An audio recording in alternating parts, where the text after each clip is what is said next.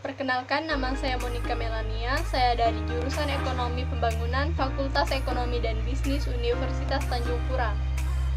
Di sini saya akan menjelaskan tentang masa fisiokrat dan merkantilisme, yaitu di bagian tentang dasar-dasar timbulnya fisiokrat, pemikiran Turgot dalam mengembangkan ekonomi masa fisiokrat, dan cara mencapai kemakmuran suatu negara menurut merkantilisme.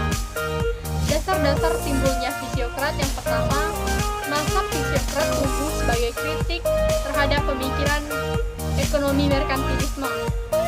Tokoh yang paling terkenal pada masa ini adalah Francis Quesnay. Kedua, aliran fisiokrat merupakan koreksi atas aliran merkantilisme. Aliran fisiokrat dipelopori oleh Francis Quesnay pada tahun 1694 sampai 1774.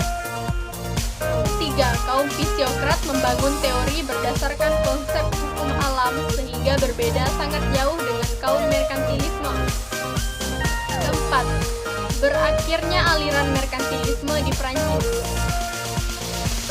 Kedua, saya akan membahas tentang pemikiran Turgot dalam mengembangkan pemikiran ekonomi masa fisiokrat.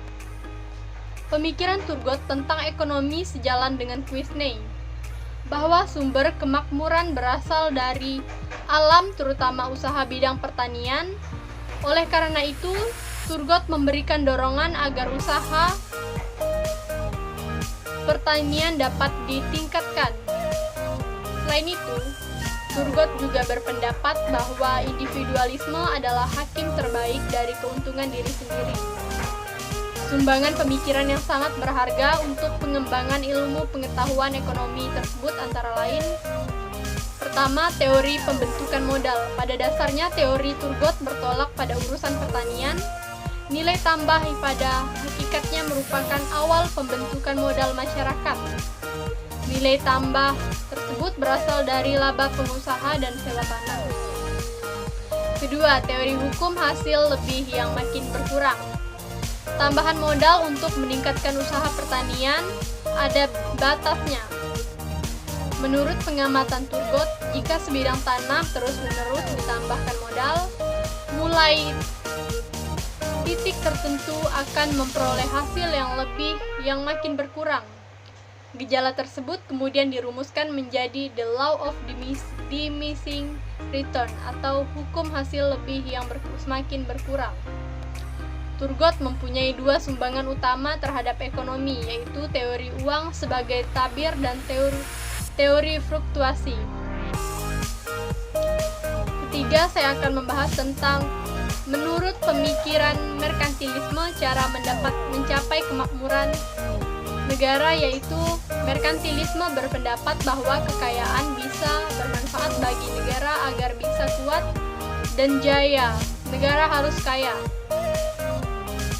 harus banyak memiliki logam mulia. Kaum merkantilis menyebutkan bahwa konsep kemakmuran didasarkan pada jumlah kekayaan stok emas negara serta neraca perdagangan yang surplus. Atas dasar dua hal ini, maka kebijakan pemerintah yang utama adalah bagaimana mendorong ekspor dan membatasi impor.